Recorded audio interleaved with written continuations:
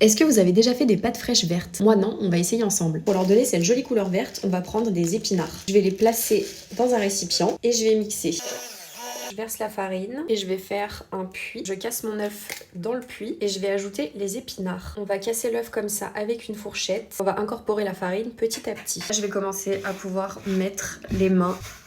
On va pétrir pendant 10-15 minutes. Et voilà, on a cette magnifique boule de pâte. Je vais la mettre dans un saladier avec un torchon par-dessus, la laisser à température ambiante pendant 30 minutes. Avant d'étaler la pâte, je vais fariner ma planche à découper. Comme ça, je pourrais faire sécher les farfales dessus. Ça va faire 30 minutes, donc on sort la pâte. Oh, superbe. Je vais la couper en deux et on étale. On la retourne bien de temps en temps et c'est reparti. Je veux faire des farfales, donc je vais couper des rectangles. Il faut que je forme une espèce de papillon.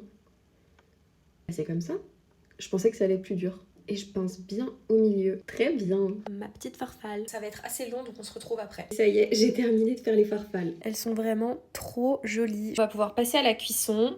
Je mets de l'eau à bouillir. Je vais mettre les pâtes à cuire. Les pâtes fraîches, ça cuit vite, donc là, je vais les laisser environ 5 minutes et après, je peux les égoutter. Je vais pas vraiment faire de sauce. En fait, je vais mettre de l'huile d'olive dans une casserole avec un peu de beurre. Je vais fondre ça gentiment. J'ajoute mes pâtes. Du sel.